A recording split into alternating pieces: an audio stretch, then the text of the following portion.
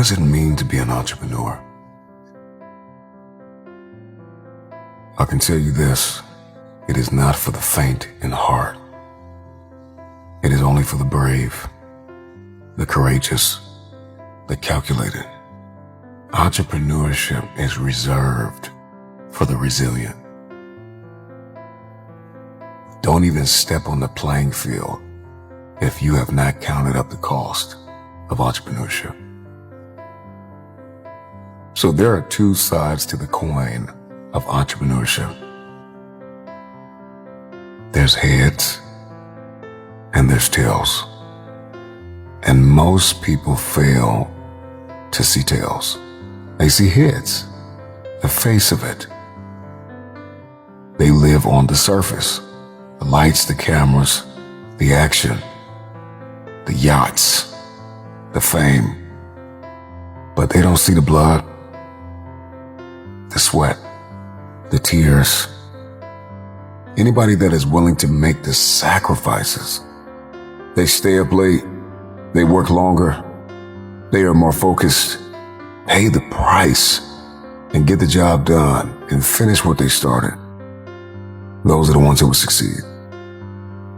If you're going to be an entrepreneur, you're going to need to lead. The world needs more creative, resilient, passionate, committed, focused, disruptive entrepreneurs.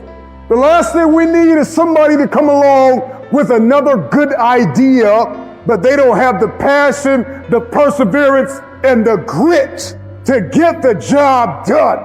We don't need another person that's going to start something and quit in 6 months. Don't tell me you want to step into a room and dominate if you don't have passion. Don't tell me that you want to be a disruptive entrepreneur and you want to step into a room with a new idea and challenge and change the status quo and you don't have passion. Right now you may be in pain. Right now you may be hurting.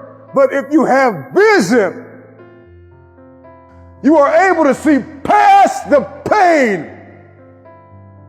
and look into the eyes of the future.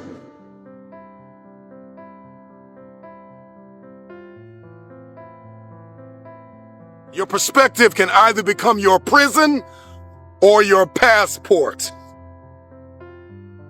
It can either arrest you or release you. And you will inherit the future. If you're not where you want to be financially, if you're not where you want to be emotionally, if you're not where you want to be physically, relationally, socially, 10 times out of 10, it is because you have settled in a place called convenience. Here's what I need you to do. I need you to admit the fact that you've gotten lazy. I'm gonna tell you this right now, some praise can be poison. It keeps you locked in a state of paralysis and you shining trophies from the past.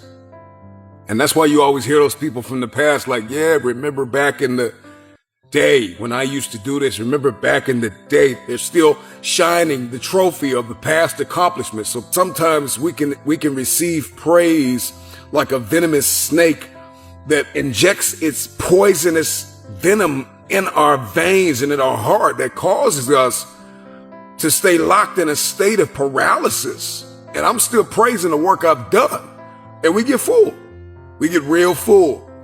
This is what happens when people keep telling you, you're so good, oh, you're so great, or you did so good 10 years ago, 5 years ago, 2 years ago. If you continue to believe that your best work is behind you, then you will never achieve what is ahead of you. Go ask any athlete, actor, musician, philanthropist, athlete, it doesn't matter. You ask anybody who is a champion, and the difference between them and their opponent is they were more hungry for it.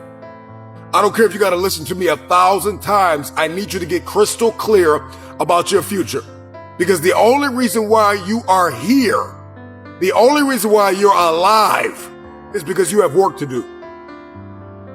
And you got to figure out, why on earth are you here? What is your destiny? What is the dream that God has given you? You got to have like a shark mentality, because if a shark swims backward, it dies. A shark can only move forward. And so I need you every single day you wake up to smell blood and go after that dream.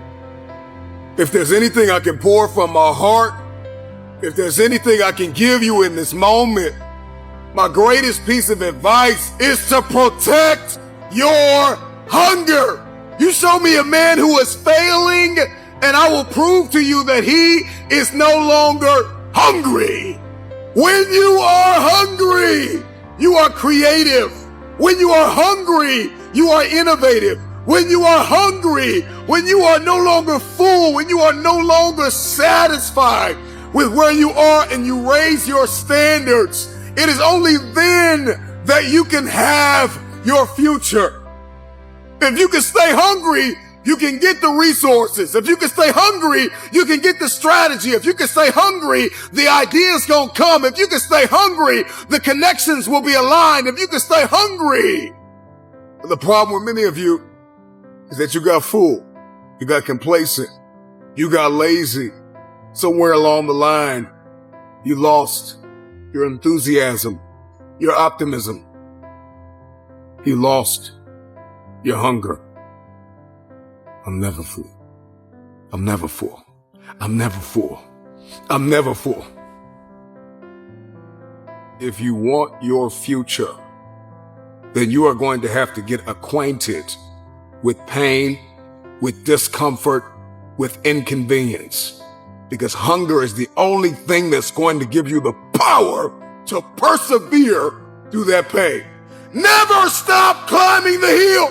There is always another hill to climb. Go find your hill and climb. You got to be hungry for your dream. You got to be hungry for your next level.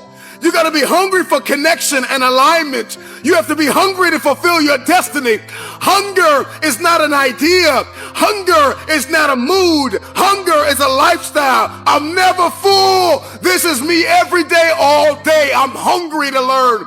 You got to be hungry to read. You have to be hungry to grow. You have to be hungry to manifest what is in your head. When you're full, you can't receive. When you're full, you lose vision. When you're full, you get lazy. When you're full, you procrastinate. When you're full, you sleep. And I need you to get to the place where you're no longer sleeping. I need inconvenience to be your new norm. If you're not inconvenienced every day, you need to be inconvenienced. Every day, I need you out of your comfort zone. If you're going to win the fight for your future, if you want generational cycles broken in your family, if you want to be the first to achieve, the first to get it done, the first to see it, the first to do it, you must stay hungry.